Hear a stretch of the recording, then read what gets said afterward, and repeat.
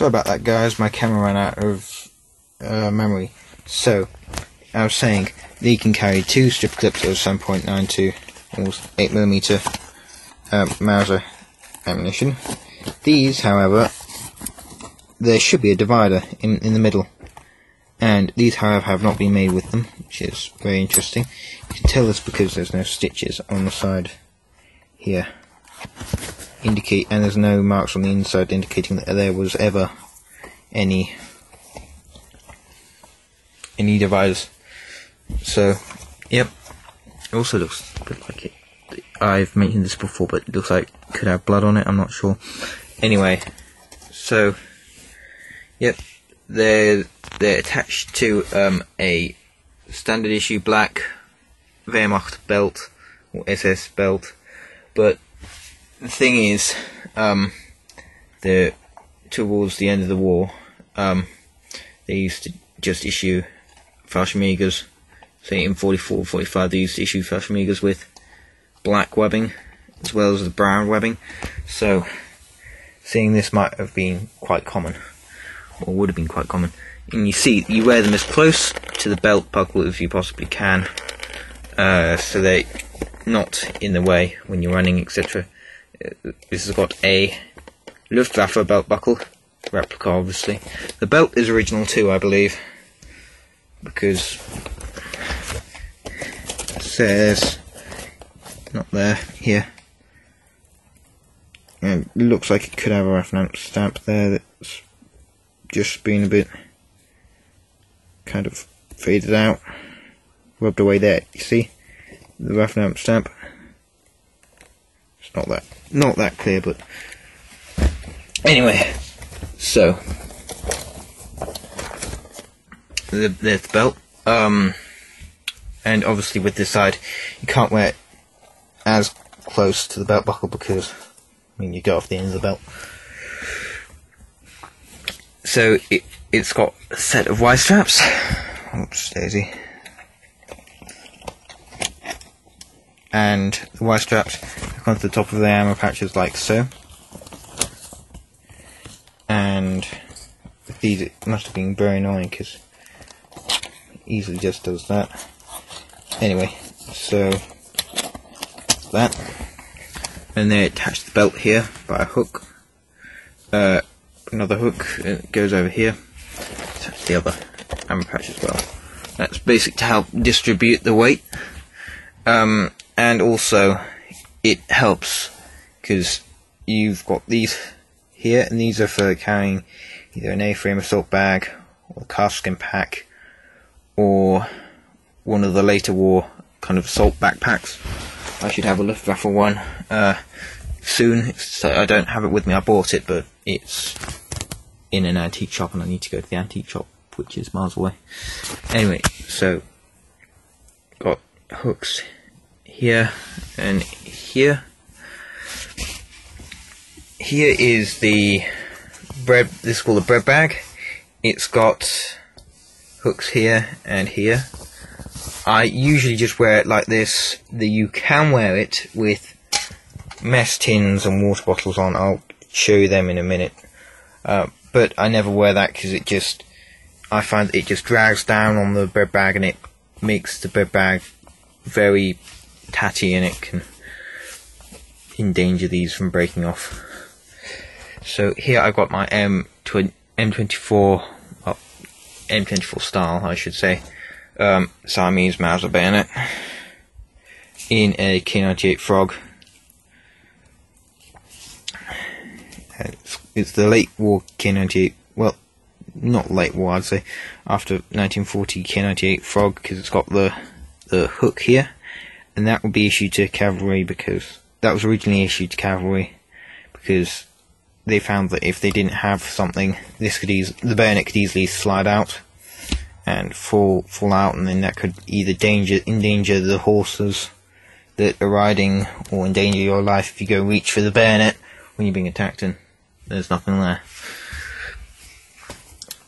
So that's basically the basic webbing setup.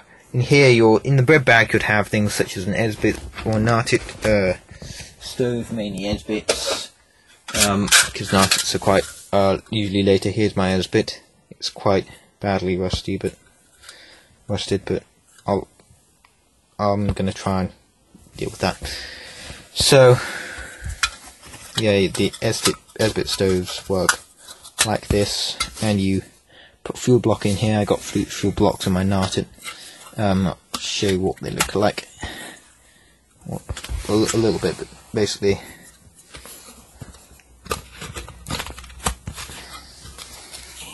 they're about that big, and you put one in the middle in that square. You set fire to it with a lighter or match or whatever, and then you put like your mess tin on top of here. I'll show you that later.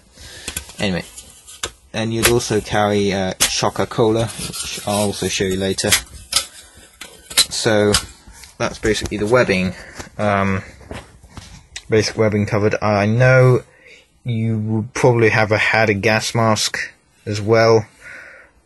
Well, you would have had a gas mask as well, but the only gas mask I've got is a Wehrmacht gas mask, so it doesn't kind of go. But anyway, I'll show you. I might as well show you this as well. This is a Luger holster, 1916 dated, but Lugers were still being issued right up until 1942. This is an original one, I believe, simply because of the stitching is almost identical to the stitching on this, which is, if you kind of look, it's very kind of going almost. So yeah, I'll open this to show you about it. Oh, and before I mention, they used, it didn't matter what colour it was, well, it did matter, but brown was used by brown leather, like I said before, was also used mainly for Luftwaffe personnel. So in 1916 one, which happens to be brown, would have probably been used. So now it's opened, you can see here, it looks like there could be some blood there. I think that could be blood just by the flecking of it, and you wouldn't get that with rust. Could have just been something, but judging by the colour of it, it's almost the same as that, which makes me think it's blood. Anyway, so which is quite interesting. It's got this is for a combi tool, which is a tool you use to take your Luger to bits. I don't think it has a combi tool in there. I'm pretty sure it doesn't have a combi tool in there. I checked before. Anyway, it's got a spare place for the magazine, and it's fastened up by a belt hook, a little hook here. And it's also got this clever design, which you basically pull on this and it makes the Luger come out. I'm not going to do it fully because my version is broken. It was broken like that when I bought it, but I think it's damn well good bargain for what I paid for it. I paid, I think, 16 quid for it. Anyway, so this is just like a toy Luger, to stand in until September. Anyway, so yep, that's basically the Luger holster. It's got two hoops to fasten it to the belt, so that's that. I'll move now on to eating utensils, etc.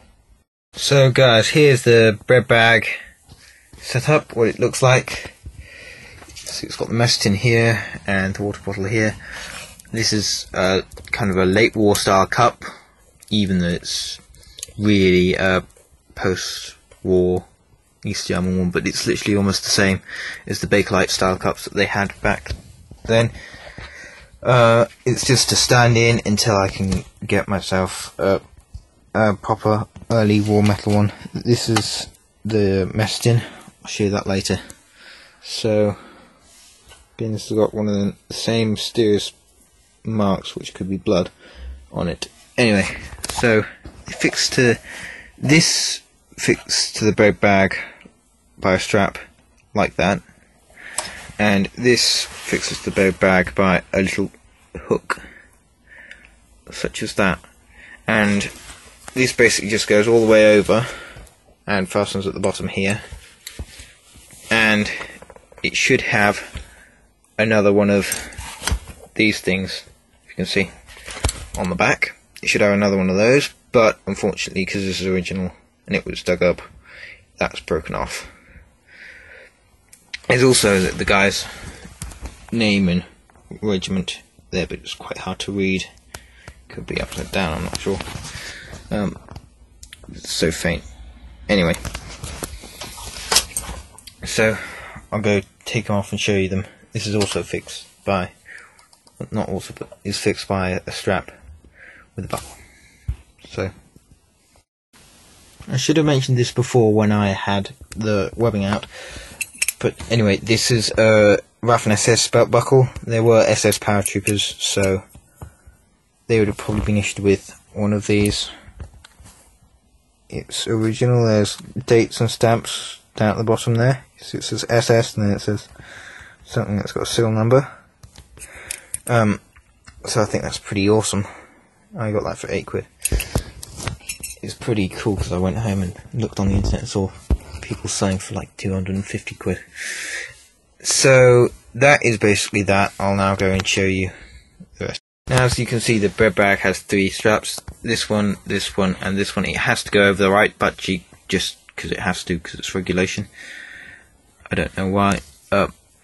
Here, that basically just hooks over the top, and your Y strap back part goes there, if you didn't see it.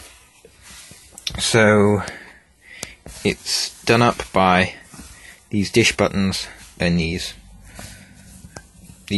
long pieces of leather here and here, and there and there and there, and it's got 2 sections, one there and one there. This is to stand in until I can get myself a Luftwaffe one. So inside it I just had this, my Eisbit stove, and Shocker Cola. I love Shocker Cola. Apart from this is unfortunately I haven't eaten it because I ate it all. It's not original, obviously. I'll be disgusting if I was to eat an original one. Apart from the fact that it would be very rare. It's over 70, 80 years old. Almost 80 years old. So, I'll move on to showing you my original canteen. What the canteen looked like when I first bought it. Apart from it had this button done up, it was really annoying because I couldn't take the canteen out, so I had to oil it, and I'd be very, very careful because it was incredibly moth-eaten. I didn't want to force it, because then if you force it, it could take the whole of that stud off there and leave it attached, leaving a massive hole on a lovely original fabric. So this says MN40, and 40 stands for the date, so 1940. And here it also says MN40, which is really nice because that means I got a matching set, which is very good.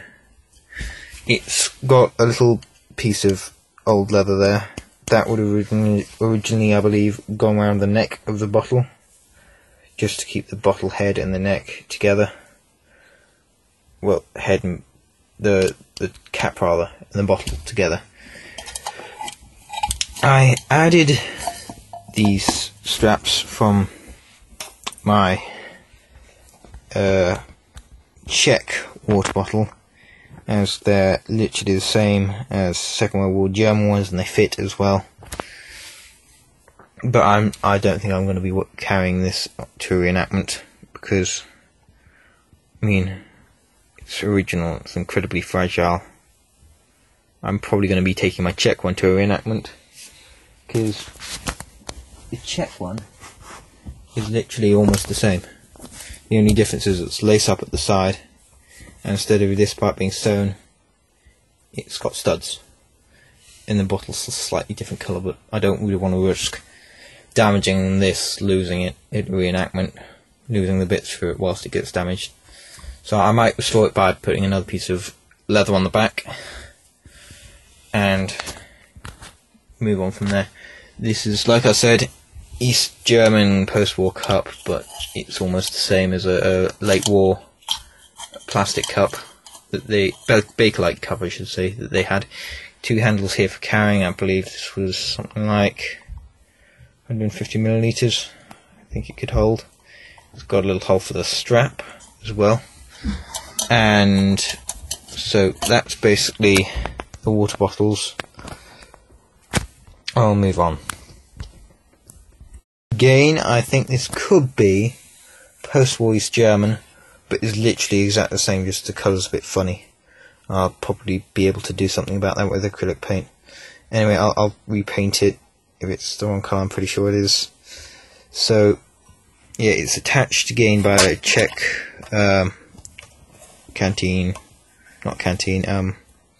Mestin strap, which fastens by a stud. It undoes here, and then you slip this loop of the bread bag up to here. I think you'd wear that on the left side and then the canteen on the right side. Don't quote me on that though. It's quite badly dented, but so what. I'll now open it up and show you the canteen itself. I mentioned about this. This was designed so that you could push this in. This is original, I think. It's probably almost certainly Czech, but it's literally the same as the German one. You push that in and you could loop about 4 or 5 canteens together, walk to a water source, walk back, and then put it down, whereas that wasn't possible with British or American water bottles. You had to have British ones, you usually had to have them on 5 cross straps, if you have 5 water bottles for example, and then be carrying them, whereas German ones you just hook them all together and you could have them in one hand, whereas you've got to have them all strapped across your body if you're British, for example. So anyway, move off that and onto this, the canteen. Now it's made up of 3 sections. Whoops.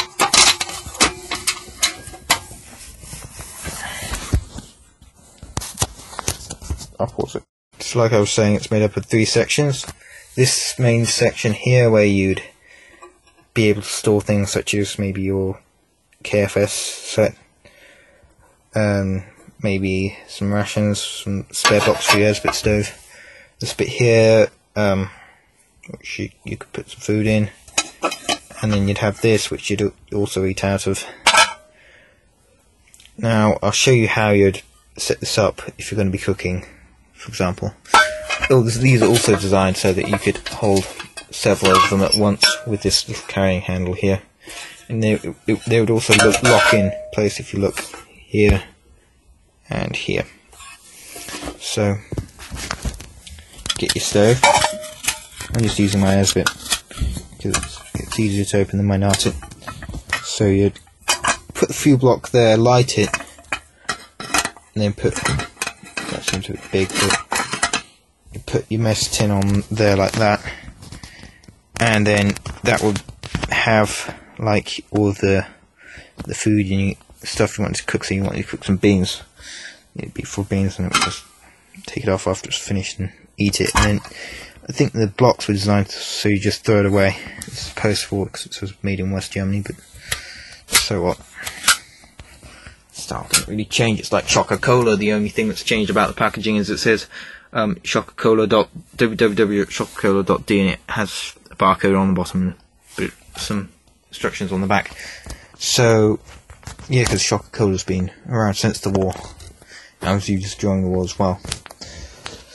So out and Nartit and Esbit are basically exactly the same as the war, just they got different writing on them. So I'll move on to weapons now. You've already seen my Luger, I've shown you that already. And here's my P38 in its holster. You're going to scream at me because it's BB1, but I can only afford that much. Plus UK laws, etc. Me not being in a group, etc. Anyway, so there's the sights. This is a 1-on-1 replica, apart from the stupid colour.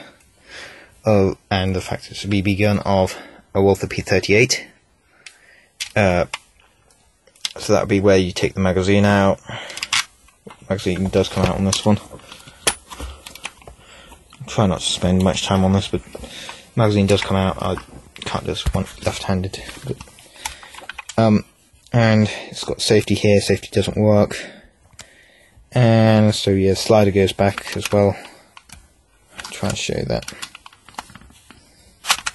That's just to really stand in. I wouldn't really take that out much in reenactments because, I mean, one, I probably wouldn't need to, and two, it's bright red. So yeah, the holster has space for one extra magazine. No combi tool hole. It's got this, which is rather annoying, but that killed lots of Germans